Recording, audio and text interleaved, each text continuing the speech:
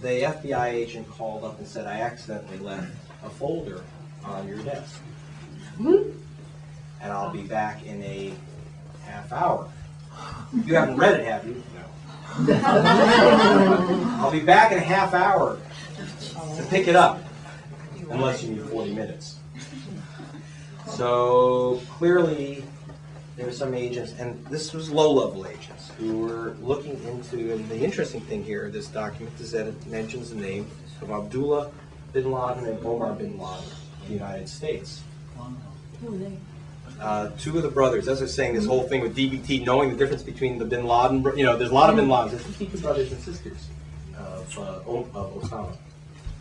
And the line has been from the Bush administration that Osama's the black sheep and the bin Ladens are all wonderful people. Okay. Well, they're all white sheep. And some of the FBI agents were making the point to us that they thought that there were a couple of gray sheep and that they had wanted to investigate them, but that they told us that the Bush administration came in and ordered an end to all investigations of the bin Laden family and all investigations of Saudi financing of terror networks, in particular the Al-Qaeda network. And now, this was not because they were hoping that Al-Qaeda would attack us, but it's one of the reasons if you can't, the rule of investigations is follow the money. If you can't follow the money, you kill the investigations. In fact, one of the... Was this before September 11th? Before September 11th, they ordered the ending of these investigations. Now, in particular, one investigation, which I think is, everyone's looking at the Mideast, which of course is horrendous, and we should be looking at the Mideast. But if this world's going to blow up, it's going to be between India and Pakistan. The question is, how did Pakistan get an atomic bomb? The so-called Islamic bomb. How did that happen? How did that happen?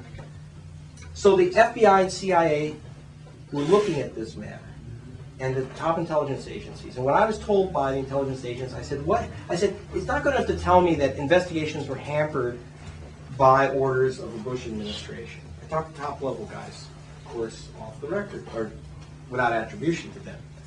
And what they said was, what it did was it killed off the investigation of how the Pakistan funded the atomic bomb.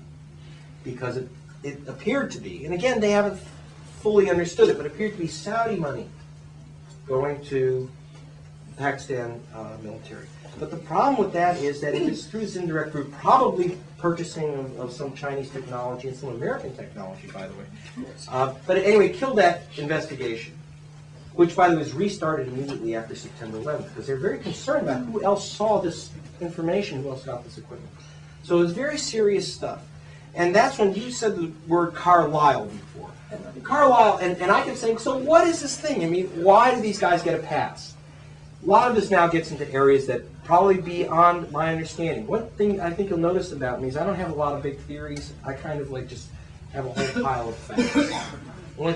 Here's the dots you connect, whatever way you want. What's Carlisle? But Carlisle Group is one of the biggest private corporations in America. It is America's biggest defense contractor, not Boeing and not Lockheed, but Carlisle, because they buy other companies like United Technologies, the jet fighter maker, for example, which France is apparently buying into a UT jet program. Okay, so you have Carlisle is this operation which is a kind of pseudo investment bank. It's very complex. It's kind of an amalgam of operations, really. And Daddy Bush, Poppy Bush, is on their payroll. He's still on their payroll today. Yeah. Oh, James Baker is on the payroll. Poppy Bush and George W. got about $50,000 from one of their subsidiaries, Con Air, to be on their board to give George W.'s so to get George W.'s top business acumen. Con Air went under, but that doesn't mean that George W. isn't bright. But so you got the Bush family very close to Carlisle, and one of the investors in it was the Bin Laden group. Now, Bin Laden family, not Osama. Now, one thing that's often, I often caution people about is like going too far with a few bits of information. It's not like the Bin Ladens and the Saudi, and you have to understand that the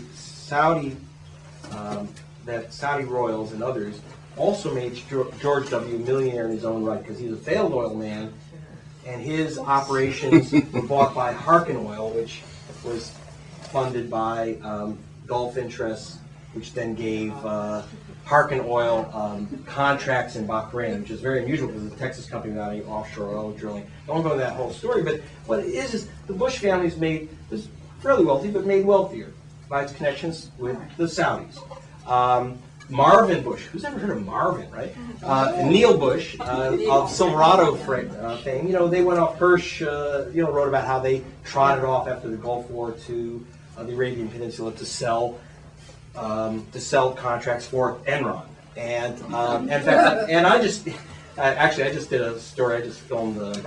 Was filming in Argentina. Officials talking about George W. Bush and Enron. In Argentina. So you see these, look, they're a financial family. I mean, they're in business, they're permitted to do this. But what happens is they develop this commonality of interest. So you begin thinking like James Baker does, that if you start bothering the Saudis, they are our friends. They are the key to Mideast peace. It doesn't look too peaceful to me. That they are sitting on the oil spigots and we should be nice to them, that they are our friends, etc. And it doesn't hurt that these political views are cemented by cash. So you don't look at, look, John's a friend of mine. If the FBI came to me and said, can next time you go out to lunch, can you wear a wire? And I say, because he's a crook, he's a KGB agent or something. I say, well, you don't understand, it's my friend. And I know him, he's not going to do that. So it's kind of that type of social connective tissue that I'm very concerned about, and which blindsided the American Intelligence Agency. That kind of connective tissue, in which its financial interests melting into policy, which pretty soon becomes the problem of telling our intelligence agencies to close their eyes. And so when you close your eyes, there's a lot you don't see. As Yogi Berra used to say, Yogi Berra used to say, it's amazing what you can see when you're looking. And so we weren't looking, so it's amazing what we didn't see. And that was a very difficult and very hard story to tell. So of course it wasn't broadcast in America. There was a bit of it broadcast by Paula Zahn, and people said, well, she picked up a little of your story. I said, yeah, but then she added some other elements from the French writers who, but what was interesting that I noted about that is it was her last night at Fox Network. It was like a finger in the air.